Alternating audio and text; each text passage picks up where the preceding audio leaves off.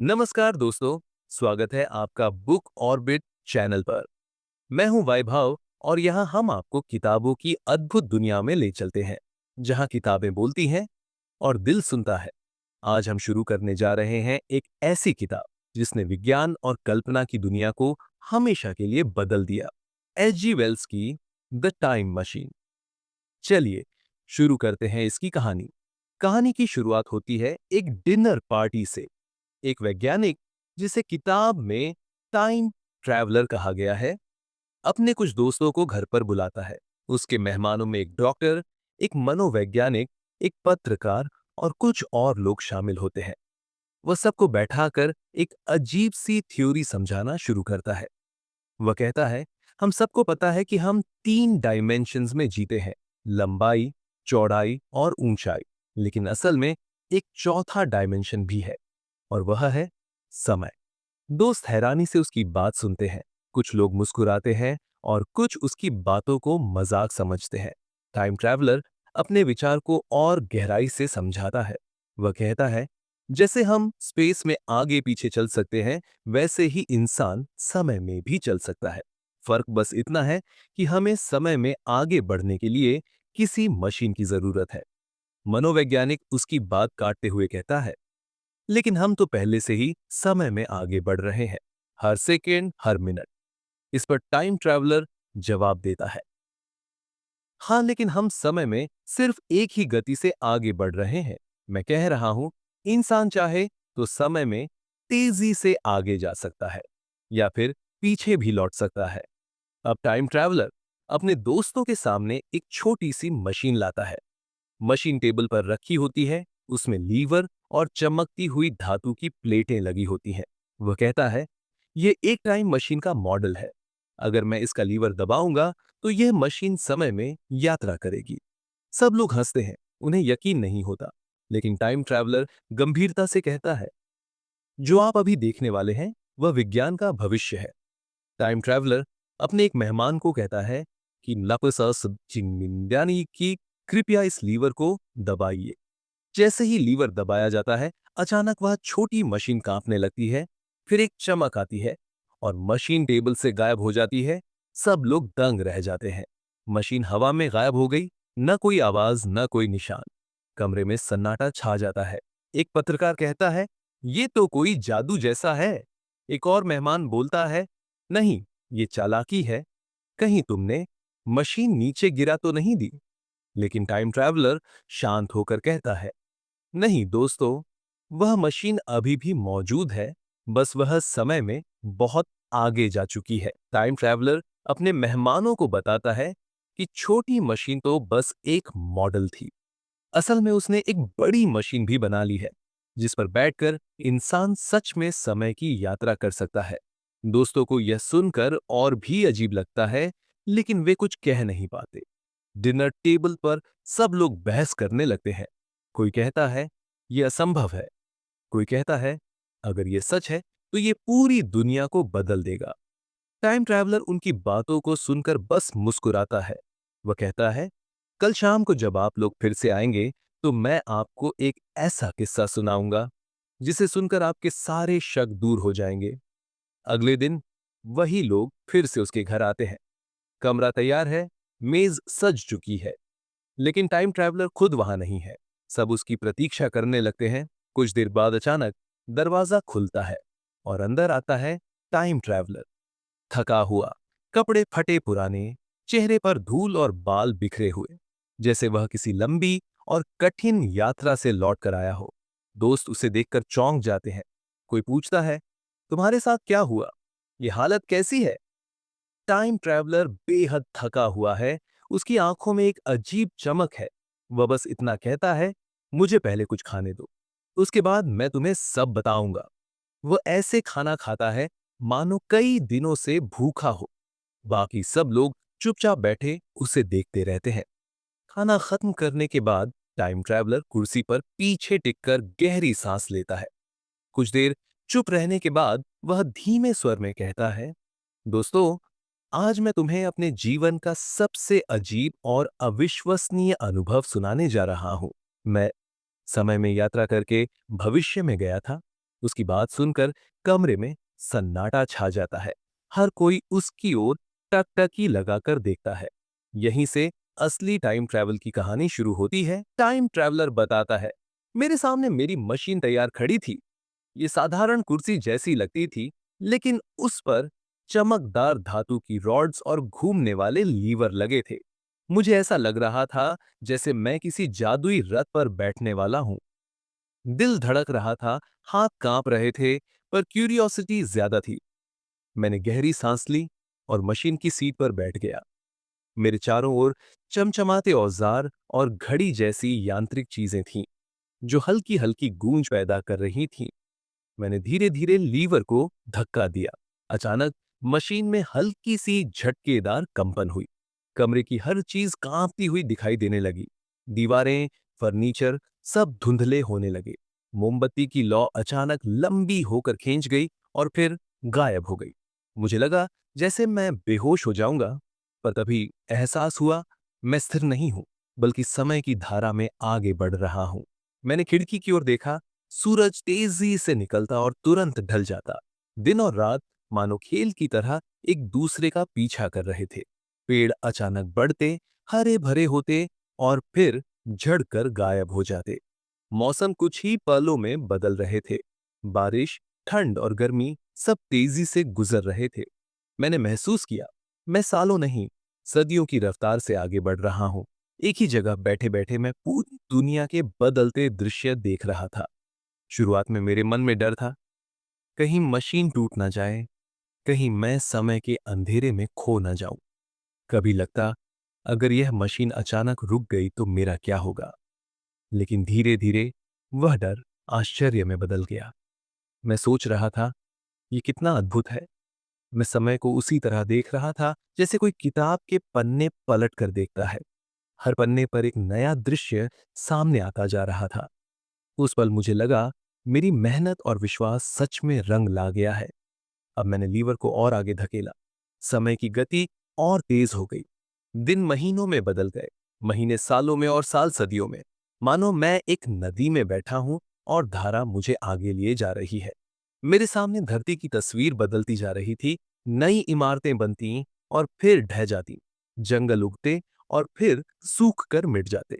समुद्र का किनारा बदलता जा रहा था। और तभी मुझे एहसास हुआ मैं अब सच में भविष्य की ओर निकल चुका हूं। यह मेरी जिंदगी का सबसे बड़ा रोमांच था। टाइम ट्रैवलर बताता है, जैसे जैसे मैं समय की गहराइयों में उतर रहा था, धरती की तस्वीर बदलती जा रही थी। कभी हरे भरे जंगल दिखाई देते, तो कभी पूरी जमीन बंजर हो जाती। कभी ऊंची ऊंची इमारतें आसमान को छूती और देखते ही देखते वे टूटकर ढह जाती। मुझे लग रहा था मानो कोई अदृश्य हाथ इस दुनिया के चित्र को बार बार बना रहा है और मिटा रहा है। इतनी तेजी से परिवर्तन की आंखें सब कुछ पकड़ भी नहीं पा रही थीं। जैसे जैसे मैं भविष्य की ओर बढ़ रहा था, मेरे मन में एक डर बैठ गया। कहीं मशीन अचानक न रुक जाए, कहीं मैं किसी दीवार या पत्थर के बीच फंस न जाऊं। समय की गति इतनी तेज थी कि रुकना मानो मौत को न्योता देना था। मेरी पकड़ मशीन के हैंडल पर कस गई। दिल की धड़कन इतनी तेज थी जैसे वह भी समय के साथ दौड़ रही हो। पर फिर मैंने खुद को समझाया, नहीं, मुझे डरना नहीं है। यही तो मेरा सपना है, यही मेरी खोज का मकसद है। धीरे धीरे मैंने मशीन की रफ्तार कम की। वह तेज कंपन धीरे होकर हल्के झटकों में बदल गई। मेरी आंखों के सामने धुंधली तस्वीरें साफ होने लगी। मैंने देखा आसमान अलग था। सूरज की रोशनी पहले से नरम थी। हवा में एक अजीब सी मिठास थी। और फिर मुझे एहसास हुआ मैं अब अपनी दुनिया में नहीं हूं, मैं भविष्य में पहुंच चुका हूं। मैंने मशीन से उतरकर चारों ओर देखा। मेरे सामने हरी भरी जमीन फैली थी। पेड़ पौधे तो थे, लेकिन वे किसी पुराने जमाने के पेड़ों जैसे नहीं लग रहे थे। उनकी पत्तियां चमकदार थीं, फूल अजीब आकार के थे। थोड़ी दूर मैंने नदी देखी, जिसकी लहरें नीली नहीं, बल्कि हल्की सी बैंगनी चमक लिए हुए थी। ये दृश्य इतना खूबसूरत था कि मैं कुछ पल वहीं खड़ा रह गया। मुझे लगा जैसे मैं किसी स्वप्न लोक में आ गया हूं। अचानक मेरी नजर कुछ लोगों पर पड़ी। वे मेरे सामने खड़े थे, लेकिन वे इंसान जैसे नहीं लग रहे थे। उनकी लंबाई छोटी थी, शरीर पतला और चेहरे पर अजीब मासूमियत थी। उनकी चाल धीमी थी और कपड़े भी अनोखे थे। वे मुझे देख रहे थे, शायद हैरान होकर, जैसे मैं उनके लिए किसी और ग्रह से आया हुआ अजनबी हूं। मैं सोचने लगा, ये कौन है? क्या ये इंसानों की आने वाली नस्ल है? मैं धीरे धीरे उनकी ओर बढ़ा। वे सब मुझे ध्यान से देख रहे थे, जैसे कोई बच्चा किसी नए खिलौने को देखता है। उनकी आंखों में डर नहीं था, बस जिज्ञासा थी। उन्होंने कुछ आपस में बातें की। उनकी भाषा मेरे कानों को अजीब लगी, न बहुत कठोर, न बहुत तेज, बल्कि गाने जैसी लय में। मुझे समझ आ गया कि ये लोग मेरी भाषा नहीं जानते। फिर भी उनमें से एक मेरे पास आया। उसने मुस्कुराकर मेरा हाथ थामा और उस स्पर्श में इतनी मासूमियत थी कि मेरा डर गायब हो गया। उनकी काया बहुत नाजुक थी, न बड़े मांसपेशियां, न कठोर चेहरे, बल्कि सब कुछ हल्का और कोमल। उनके कपड़े भी बहुत साधारण थे, हल्के और रंग बिरंगे। मुझे लगा, शायद इस भविष्य की दुनिया में संघर्ष या युद्ध जैसी कोई चीज नहीं है, इसलिए इनके शरीर पर मेहनत का बोझ नहीं दिखता। वे लोग जैसे प्रकृति के साथ ही जीते हों। मैं सोच रहा था, क्या यही इंसान का असली भविष्य है? क्या आने वाले समय में हम इतने नर्म और शांत हो जाएंगे? कुछ देर बाद उन्होंने मुझे इशारे से बुलाया। वे मुझे एक बड़ी इमारत की ओर ले गए। वह पत्थरों और चमकदार धातु से बनी थी, लेकिन उसका डिजाइन किसी महल जैसा था। छत गोल, दीवारों पर सुंदर नक्काशी और बीच में चौड़ा दरवाजा। अंदर जाकर मैंने देखा, वहां बहुत से लोग थे। सभी हंसते खेलते, एक दूसरे से बातें करते। उनकी दुनिया में डर, गुस्सा या तनाव कहीं दिखाई नहीं देता था। ऐसा लग रहा था मानो यह जगह स्वर्ग हो। वे लोग मुझे फल और पेय देने लगे। खाने का स्वाद बहुत मीठा था, लेकिन अजीब तरह से हल्का। कोई मसाले, कोई नमक, बस शुद्ध मिठास। मैंने देखा, यहां किसी को काम करते नहीं देखा। न खेती, न मशीनें, न व्यापार। सब लोग आराम से बैठे हैं, हंसते हैं, बातें करते हैं और प्रकृति का आनंद लेते हैं। ये देखकर मेरे मन में सवाल उठे, आखिर ये समाज चलता कैसे है? अगर कोई काम नहीं करता तो इन्हें भोजन और घर कहां से मिलते हैं? क्या सब कुछ अपने आप उगता है? उनकी मासूमियत और जीवन शैली देखकर मेरा मन कहता था, यहां कोई खतरा नहीं है। लेकिन वैज्ञानिक दिमाग बार बार चेतावनी दे रहा था, इतना सरल जीवन संभव ही नहीं है। क्या कहीं ना कहीं कोई छिपा हुआ रहस्य है? क्या यह मासूमियत असली है या सिर्फ एक परत जिसके पीछे कोई और सच्चाई छिपी है? मैं सोच ही रहा था कि तभी मुझे एक अजीब बात नजर आई। इन लोगों की आंखों में एक अजीब सी खालीपन थी, जैसे वे कुछ छिपा रहे हो या फिर किसी डर के कारण कभी गंभीर बातें ही न करते हो। उस पल मेरे भीतर उत्सुकता और भी गहरी हो गई। ये लोग आखिर कौन है और इस भविष्य की धरती पर इनके पीछे कौन सा रहस्य छिपा है? मैंने कई घंटों तक उनका जीवन देखा। वे हंसते, खेलते और खाते तो थे, लेकिन उनकी बातें छोटी और सतही थीं। किसी गहरी सोच, किसी गहरे भाव का नामो निशान नहीं था।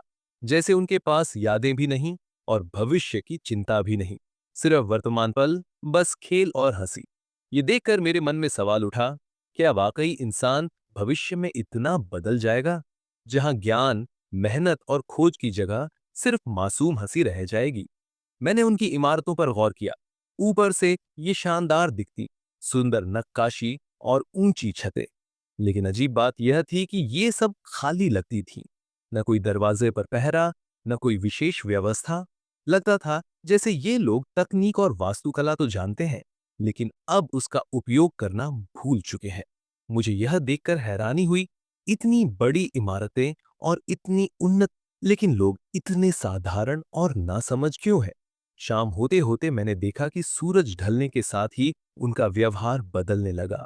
दिन भर खेलते और हंसते ये लोग अचानक गंभीर हो गए। कुछ ने जल्दी जल्दी खाना खाया और फिर सब अपने घरों की तरफ भागने लगे। मैंने सोचा, ये इतनी जल्दी क्यों छिप रहे हैं? क्या रात के समय कुछ ऐसा होता है जिससे ये डरते हैं? उनकी आंखों में जो खालीपन मैंने दिन में देखा था, अब उसी खालीपन में डर की छाया भी जुड़ गई थी। मैंने एक को रोकर पूछा, इशारों से समझाने की कोशिश की कि रात को क्या होता है, लेकिन उसने सिर्फ मेरी तरफ देखा, हल्की मुस्कान दी और बिना जवाब दिए अंदर चला गया। ये मुस्कान अजीब थी, जैसे किसी मजबूरी में हो, जैसे वे कोई सच्चाई बताना चाहते हो लेकिन बता नहीं सकते।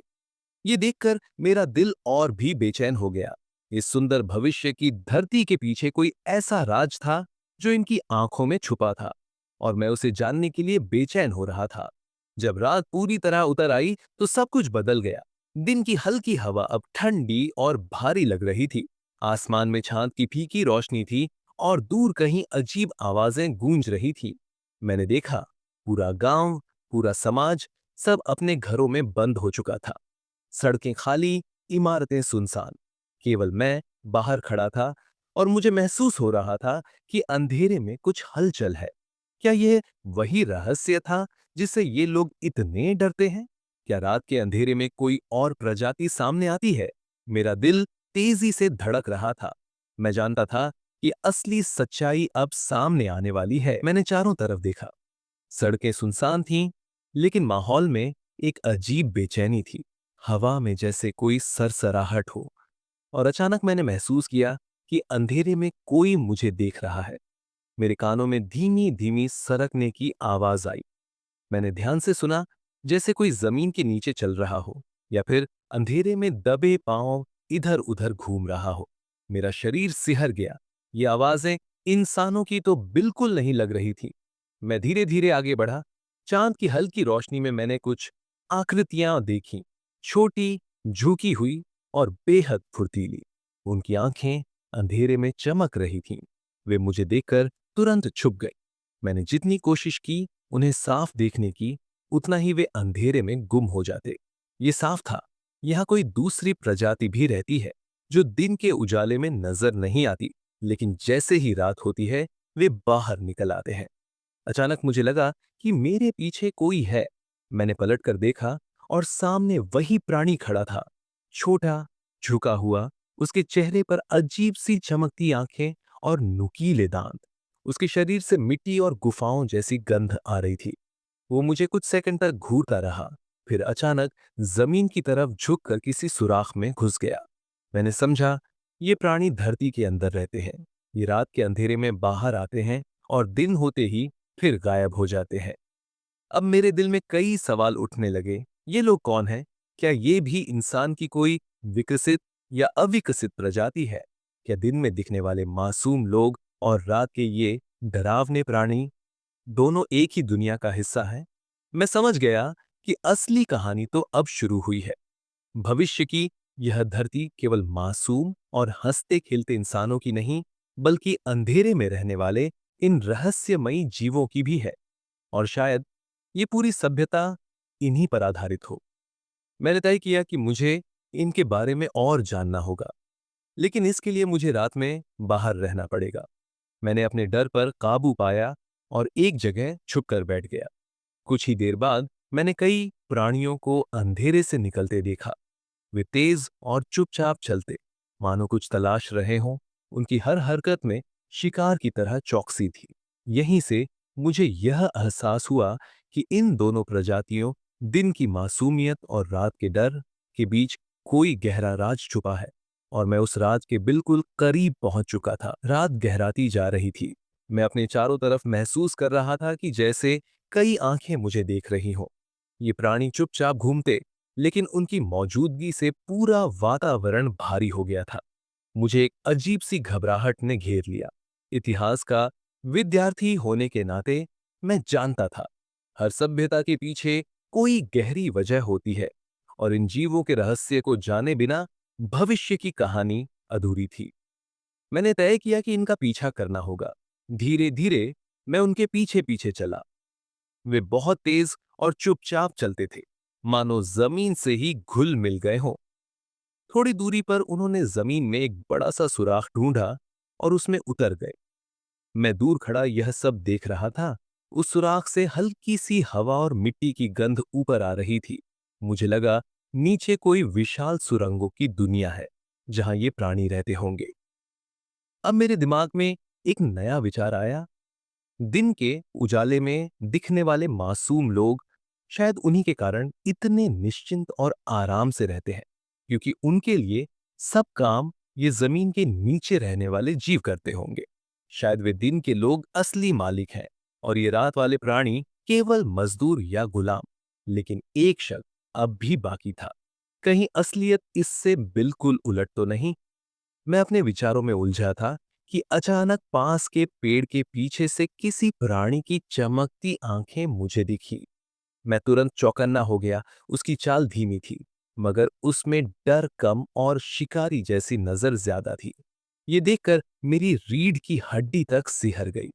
क्या ये सिर्फ मजदूर है या इनका मकसद कहीं और भी गहरा और खतरनाक है?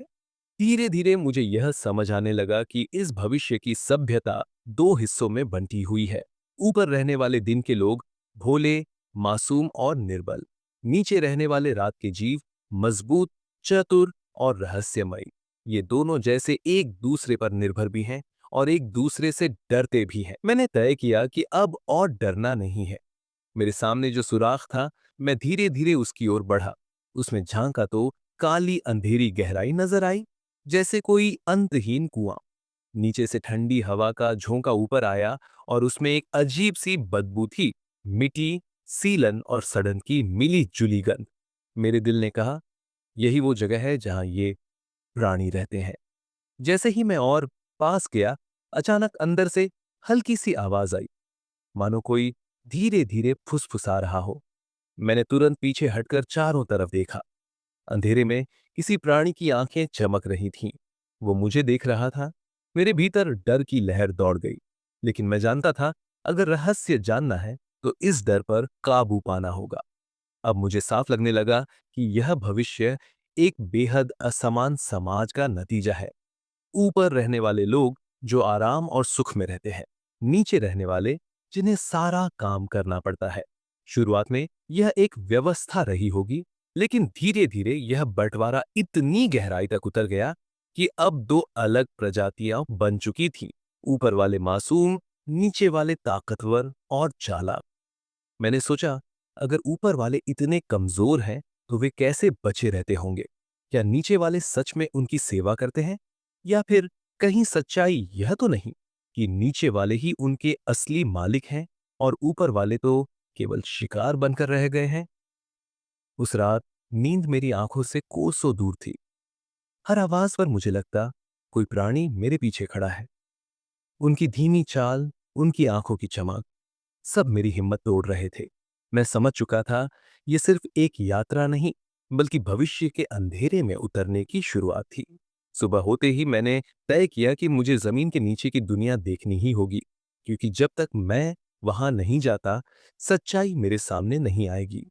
मैंने रस्सी जैसी बेलों को पकड़ा और धीरे धीरे उस सुराख में उतरने लगा।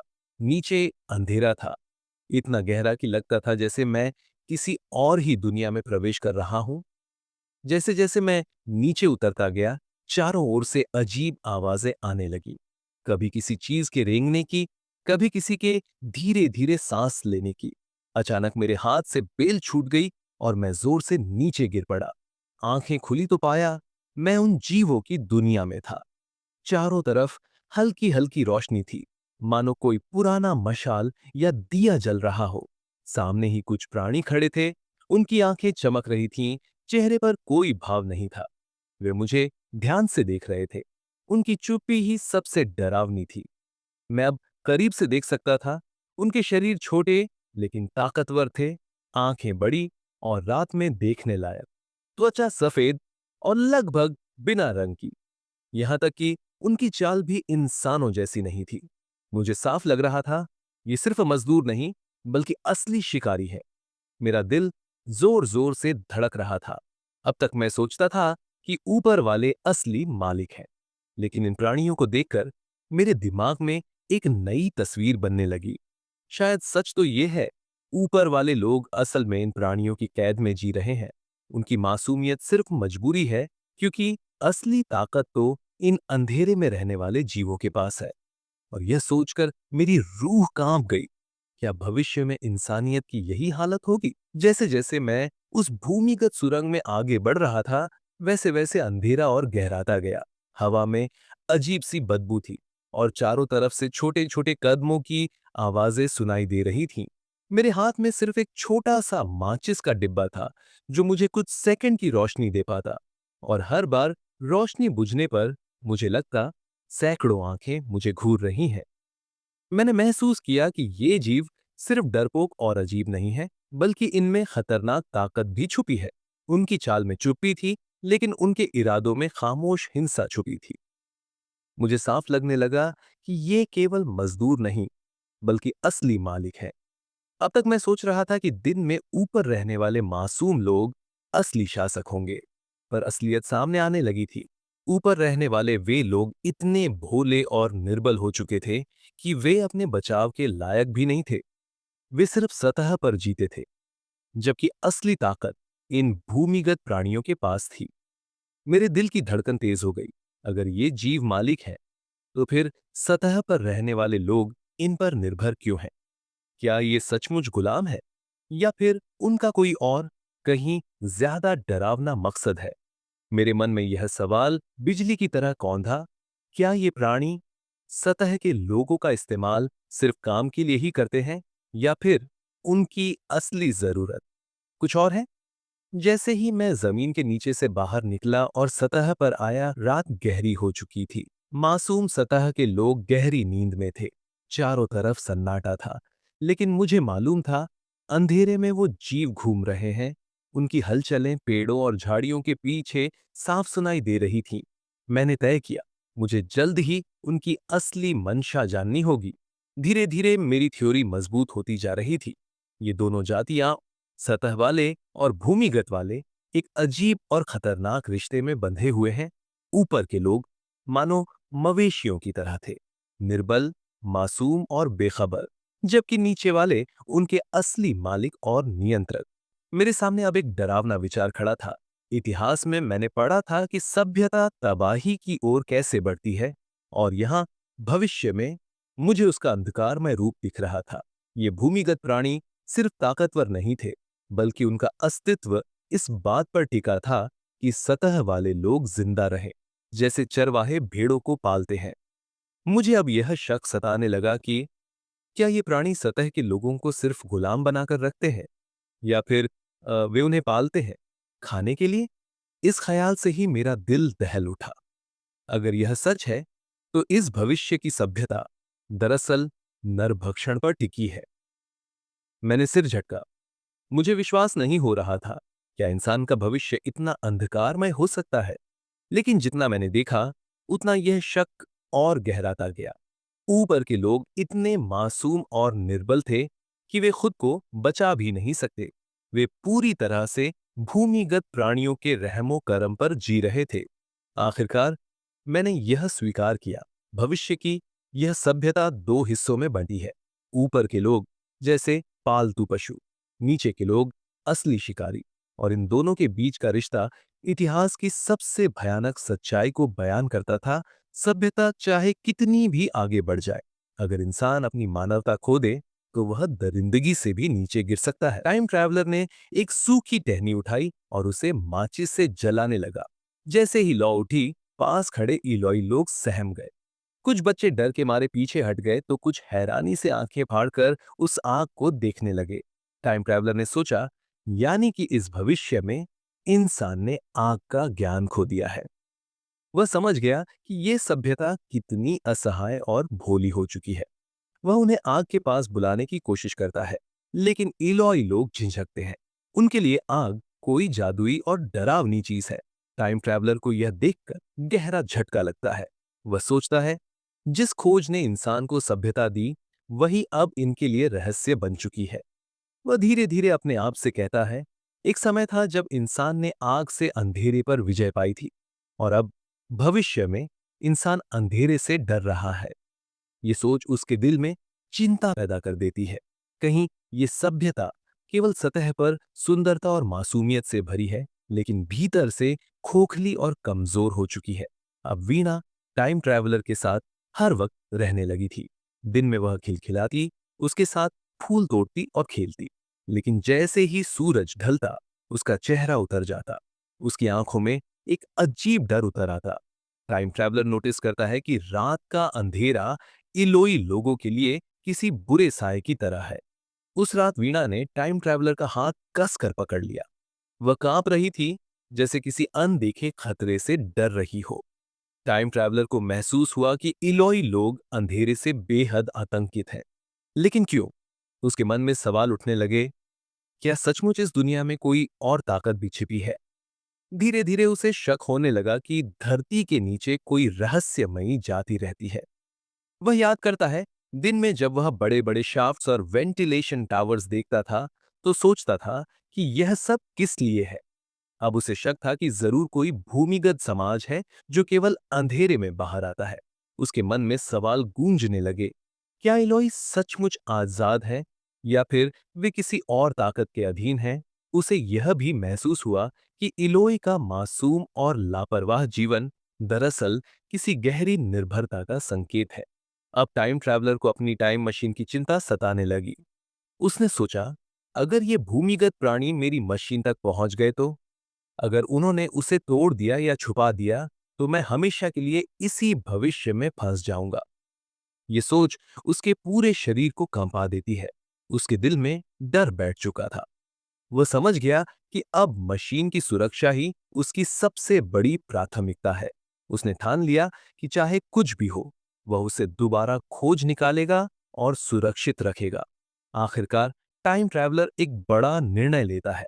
वह सोचता है, अब समय आ गया है कि मैं इस रहस्य से पर्दा उठाऊं।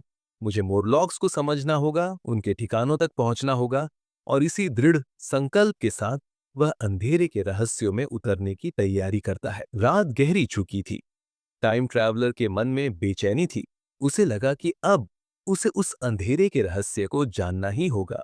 वह एक टॉर्च जैसी मशाल बनाता है और हिम्मत जुटाकर एक गहरे शाफ्ट की ओर बढ़ता है। वहां नीचे से ठंडी हवा का झोंका आ रहा था। उसने रस्सी पकड़ी और धीरे धीरे नीचे उतरने लगा।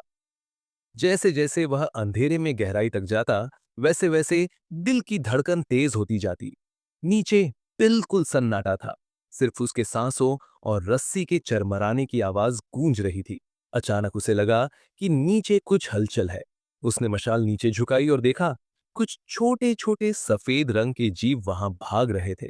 उनकी आंखें अंधेरे में लाल सी चमक रही थीं। टाइम ट्रैवलर का दिल कांप उठा। वह नीचे उतरा और मशाल घुमाकर देखा। चारों ओर अजीब सी मशीनें और धातु के ढांचे थे। मशीनों से गूंजती आवाजें और अंधेरे में भागते मोरलॉक्स। ये नजारा बिल्कुल डरावना था। उसे लगा जैसे यह कोई दूसरी ही दुनिया है, जहां इंसान का सभ्यता से कोई नाता नहीं रहा।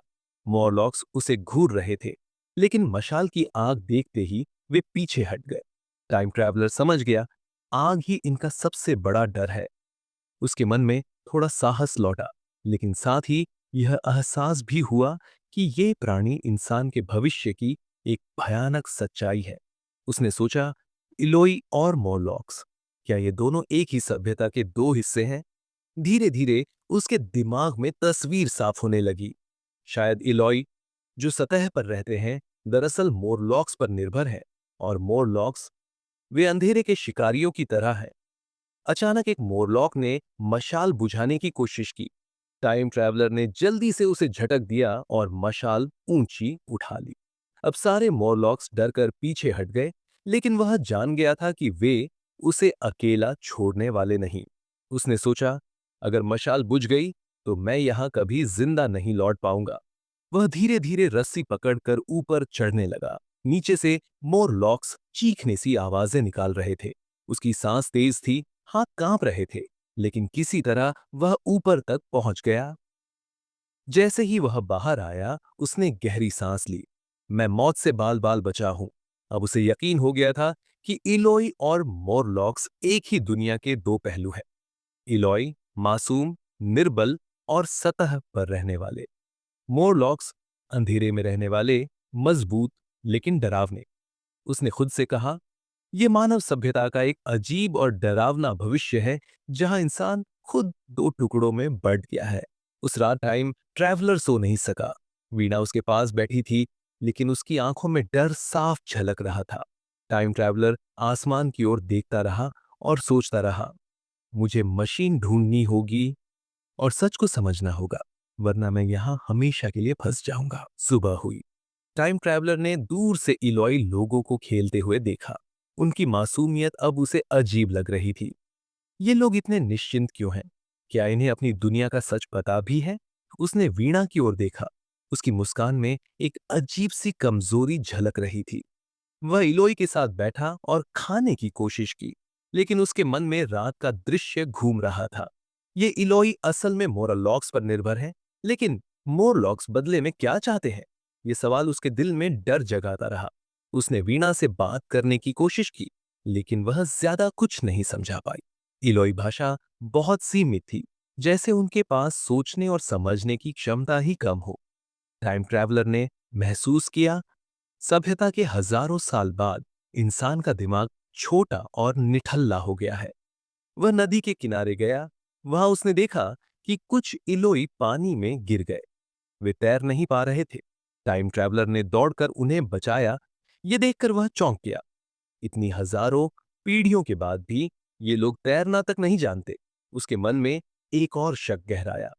मोरलॉक्स इलोई को पालते हैं, लेकिन क्या सिर्फ इसीलिए ताकि वे उन्हें खा सके? उसके रोंगटे खड़े हो गए। वह समझने लगा था कि इंसान का भविष्य कितना डरावना है। उस रात उसने देखा कि मोरलॉक्स फिर से बाहर निकले। वे इलोई लोगों को घेरने लगे, लेकिन इलोई इतने निश्चिंत थे कि जैसे उन्हें खतरे का एहसास ही नहीं। टाइम ट्रैवलर ने मशाल जलाई और उन्हें डरा कर भगाया। उसने वीणा का हाथ थामा और कहा, अब मैं समझ रहा हूं, मोरलॉक्स शिकारी है और इलोय उनका शिकार। वीणा ने कुछ नहीं कहा, बस डर से उसकी आंखों में आंसू भर आए। टाइम ट्रैवलर ने सोचा, ये भविष्य का इंसान है, जहां आराम और आलस्य ने इलोई को बिल्कुल बेकार बना दिया और मेहनत और अंधेरे ने मोरलॉक्स को दरिंदा बना दिया। ये सोचकर उसके मन में गहरी बेचैनी भर गई। अब उसने ठान लिया, मुझे अपनी मशीन ढूंढनी होगी। यहां जितना ज्यादा ठहरूंगा, उतना ही खतरा बढ़ेगा। उसने वीणा से वादा किया, मैं तुम्हें कभी अकेला नहीं छोड़ूंगा। लेकिन अंदर से वह जानता था कि शायद यह वादा निभा पाना आसान नहीं होगा, क्योंकि मोरलॉक्स दिन ब दिन और खतरनाक हो रहे थे और उनकी नजर सिर्फ उस पर ही नहीं, बल्कि वीणा पर भी थी। दोस्तों, जब टाइम ट्रैवलर अपनी मशीन को ढूंढने की कोशिश कर रहा था, तो उसे अब यकीन हो चुका था कि मॉरलॉक्स यानी भूमिगत अंधेरे में रहने वाले जीव उसकी मशीन चुरा चुके हैं। वो अब सिर्फ शिकार नहीं था, बल्कि उनके लिए एक कैदी जैसा बन चुका था। लेकिन इन सब के बीच उसके दिल में एक छोटी सी उम्मीद थी, वीणा, वो मासूम सी लड़की जो हर पल उसके साथ रहती थी। टाइम ट्रैवलर को अब लगने लगा था कि वो वीणा को बचाए बिना वापस नहीं जा सकता। दोस्तों, जरा सोचिए, अगर आप किसी अनजान समय में फंस जाए, जहां हर कोना डर और अंधेरे से भरा हो, तो क्या आप किसी अजनबी को बचाने का जोखिम उठाएंगे? टाइम ट्रैवलर ने वही करने की ठानी। वो वीणा को लेकर जंगल के रास्ते आगे बढ़ा। चारों तरफ अंधेरा था। पेड़ों की शाखाएं अजीब आवाज कर रही थी और अचानक से हर झाड़ी के पीछे उसे लगता था कोई मॉरलॉक घात लगाकर बैठा है। यहीं पर लेखक हमें दिखाते हैं कि कैसे इंसान की सबसे बड़ी ताकत उसका हौसला होता है। टाइम ट्रैवलर के पास हथियार तो कुछ खास नहीं था, बस एक छोटा सा माचिस का डिब्बा और कुछ सूखी लकड़ियां। लेकिन वो जानता था कि अंधेरे से ज्यादा मॉरलॉक्स को आग से डर लगता है। उसने लकड़ियां इकट्ठी की और एक बड़ी आग जलाई। जंगल की रात को अचानक आग ने दिन जैसा उजाला कर दिया। मॉरलॉक्स डर के मारे पीछे हट गए। लेकिन दोस्तों, ये शांति ज्यादा देर तक नहीं रहने वाली थी। टाइम ट्रैवलर और वीना आग के सहारे रात गुजारने की कोशिश करते हैं। लेकिन क्या आप जानते हैं, यही आग जो उसकी सुरक्षा बननी चाहिए थी, वही आगे चलकर उसकी कमजोरी बनने वाली थी। तो दोस्तों, यहां पर एक बड़ा सबक छुपा है। जिंदगी में हमारे सबसे बड़े हथियार कभी कभी हमारी सबसे बड़ी कमजोरी भी बन सकते हैं। ये बात टाइम ट्रैवलर जल्द ही समझने वाला था। जंगल की रात और आग की लपटें। टाइम ट्रैवलर ने सोचा था कि अब वो और वीना थोड़ी देर आराम कर पाएंगे, लेकिन हकीकत इससे बिल्कुल उलटी थी। रात जैसे जैसे गहरी होती गई, मॉरलॉक्स और नजदीक आने लगे। वो चारों तरफ से उनकी घेराबंदी कर रहे थे और अचानक तेज हवा चली, जिसने आग की लौ को बुझा दिया। दोस्तों, सोचिए जरा, आपके पास सिर्फ एक ही सहारा हो और वो भी अचानक खत्म हो जाए।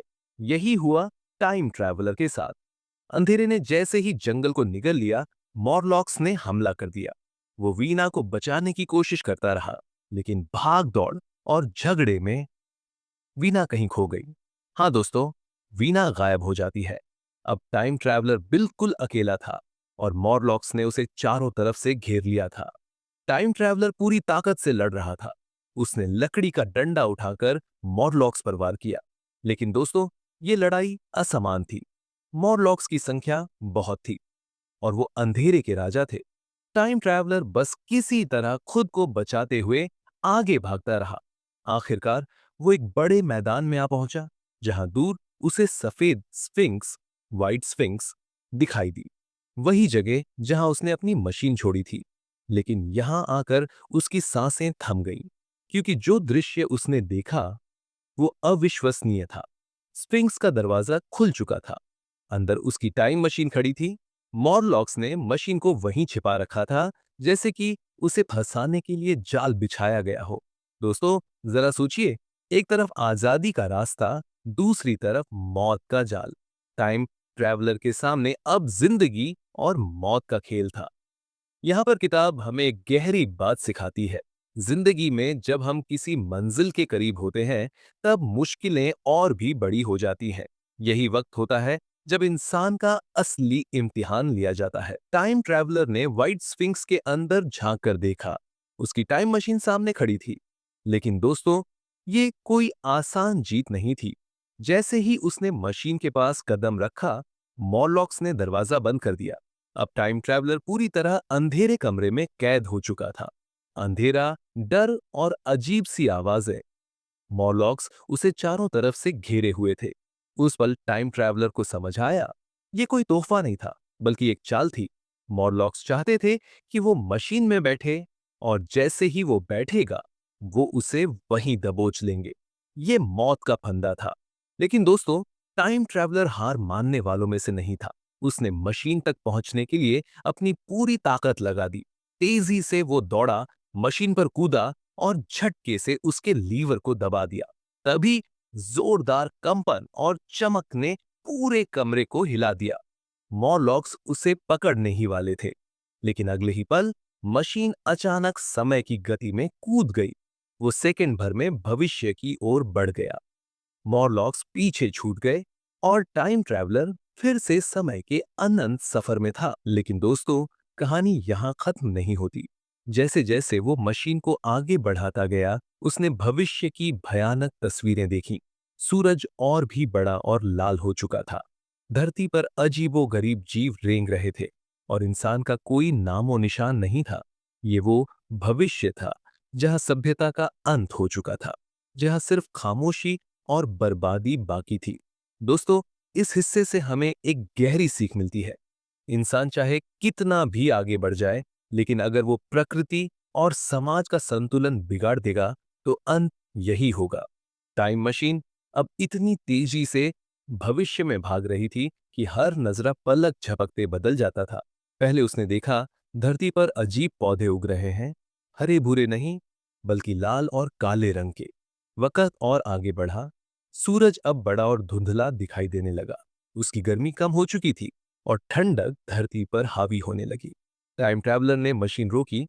वो बाहर निकला और जो उसने देखा, वो सचमुच दिल दहला देने वाला था। समुद्र सिकुड़ उठ चुका था। हवा पतली और ठंडी थी।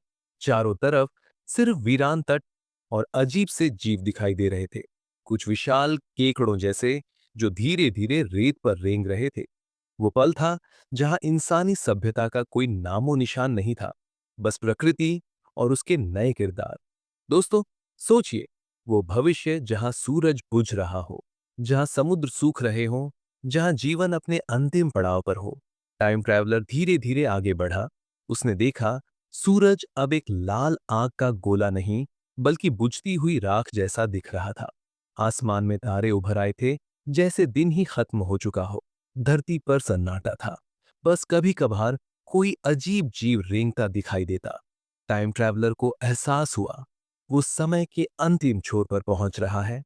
वो बिंदु जहां शायद जीवन की आखिरी चिंगारी भी बुझ जाएगी। और दोस्तों, उस सन्नाटे में खड़े होकर उसने खुद से सवाल किया, क्या इंसान का यही अंत है? क्या सभ्यता इतनी दूर आकर मिट्टी और धूल में मिल जाएगी? वो भारी मन से मशीन पर लौटा और उसने फैसला किया, अब उसे अपने समय में लौटना ही होगा, क्योंकि जो उसने देखा था वो इंसानियत को चेतावनी देने के लिए काफी था। टाइम ट्रैवलर ने मशीन को फिर से सक्रिय किया। इस बार वो और भी आगे और भी दूर भविष्य में पहुंच गया। उसके सामने अब धरती वैसी नहीं थी जैसी हम जानते हैं। समुद्र लगभग पूरी तरह सूख चुके थे। आकाश अंधेरा था।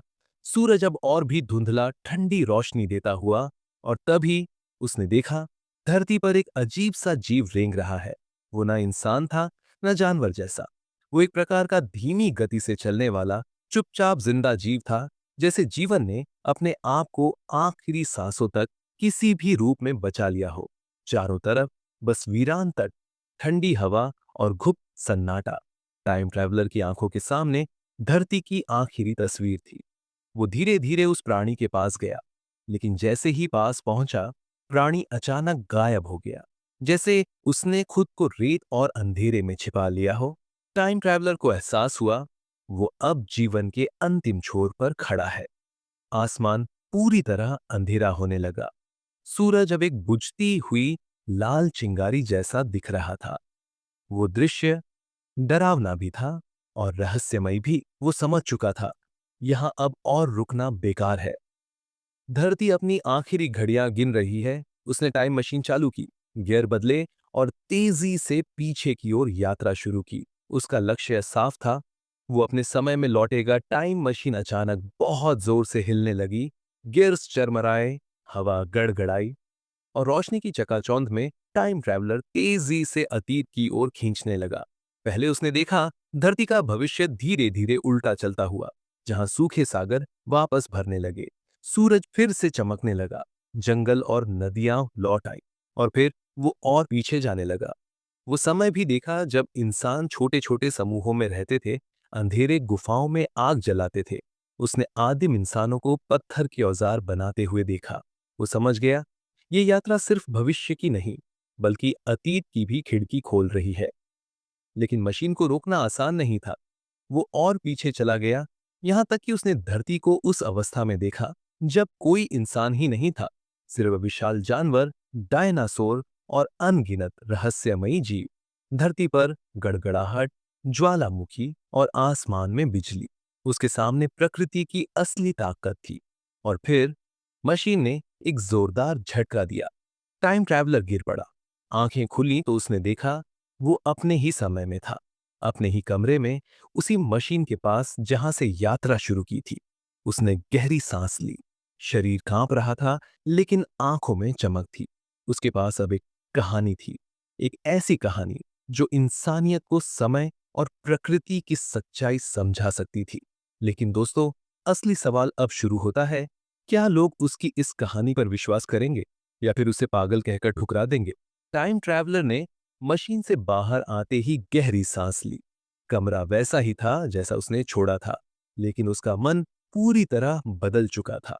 वो भागकर अपने दोस्तों और वैज्ञानिकों के पास पहुंचा। उसने उन्हें बताया, मैं भविष्य और अतीत दोनों देख आया हूं, जहां इंसान का अंत होता है और जहां उसका आरंभ भी। सब हैरान रह गए। कुछ लोग उसकी बातों को ध्यान से सुनते रहे, जबकि कुछ हंस पड़े। ये सब असंभव है, एक वैज्ञानिक ने कहा। ये सिर्फ तुम्हारा भ्रम हो सकता है। लेकिन टाइम ट्रैवलर के चेहरे पर आत्मविश्वास था। उसने कहा, अगर तुम मेरी बात पर विश्वास नहीं करते, तो खुद आओ इस मशीन में और देखो समय की असली सच्चाई। दोस्तों, अब सबके सामने सवाल था, क्या कोई इस जोखिम को उठाएगा? क्या कोई टाइम मशीन में बैठकर सफर करेगा? पहले तो सब चुप रहे। फिर एक युवक बोला, मैं जाऊंगा। सबकी नजरें उस पर टिक गई। टाइम ट्रैवलर मुस्कुराया। उसने मशीन को दोबारा चालू किया। गियर्स घूमने लगे, आवाजें तेज हुईं और धीरे धीरे रोशनी ने उस युवक को अपने घेरे में ले लिया। कुछ ही सेकंड में वो गायब हो गया। कमरे में सन्नाटा छा गया। सबकी सांसें थम गईं और तभी मशीन ने एक और झटका दिया। अब सबकी नजरें टाइम ट्रैवलर पर थीं, क्योंकि अगर युवक वापस न लौटा तो उसका दावा झूठा साबित हो जाएगा, और अगर वो लौटा तो ये खोज इंसानियत का सबसे बड़ा सच बन जाएगी। कमरा फिर से शांत हो गया। सभी की नजरें उस खाली जगह पर टिकी थीं, जहां अभी कुछ सेकंड पहले युवक था। फिर अचानक एक तेज रोशनी और हल्की गूंज के साथ युवक वापस लौटा, लेकिन वो पहले जैसा नहीं था। उसके चेहरे पर समय की कहानी लिखी हुई थी। कुछ देखा, कुछ समझा, और कुछ जो शायद शब्दों में बयान नहीं किया जा सकता। वो धीमे कदमों से आया और मशीन के पास खड़ा हुआ। सबकी सांसें रुकी थीं। मैंने देखा, उसने धीरे से कहा, इंसान का अतीत, उसका भविष्य, और वो फैसले जो हमारी दुनिया को बदल देंगे। कुछ लोग हैरान थे, कुछ डर से कांप रहे थे, लेकिन सबसे बड़ा रहस्य अभी सामने आना बाकी था। टाइम ट्रैवलर ने मुस्कुराते हुए कहा, अभी असली कहानी तो अभी शुरू हुई है। युवक ने अपनी आंखें बंद की और सबको एक संदेश दिया, समय एक उपहार है, और इसे समझना इंसानियत का सबसे बड़ा धर्म। हम जो भी करते हैं उसका असर सिर्फ अब पर नहीं, बल्कि भविष्य पर भी होता है। टाइम ट्रैवलर ने धीरे से कहा, मशीन सिर्फ यात्रा नहीं करती, यह हमें दिखाती है कि हमारी सोच और कर्म कितने अहम है। दोस्तों, इस कहानी का असली संदेश यही है, हमारा आज हमारा कल बनाता है, और जो भी हम सीखते हैं वो सिर्फ किताबों में नहीं, हमारे अनुभवों में लिखा जाता है। तो दोस्तों, टाइम ट्रैवलर ने हमें ये सिखाया कि समय को समझना, उसका सम्मान करना और सही कर्म करना ही असली शक्ति है। और अगर आप भी चाहो तो अपने जीवन में समय का सही इस्तेमाल करके अपने भविष्य को बदल सकते हो। मैं हूं वैभव, और आप देख रहे हैं बुक ऑर्बिट, जहां किताबें सिर्फ पियासा पढ़ी नहीं जाती, उन्हें जी भी जाता है। अगर आपको ये कहानी पसंद आई हो तो लाइक और शेयर जरूर करें, और हाँ, सब्सक्राइब करना न भूलें, क्योंकि बुक ऑर्बिट में हर कहानी एक नई दुनिया खोलती है। मिलते हैं अगले रोमांचक सफर में, जहां हम फिर से किताबों के पन्नों से निकलकर जीवन के नए रहस्य खोजेंगे।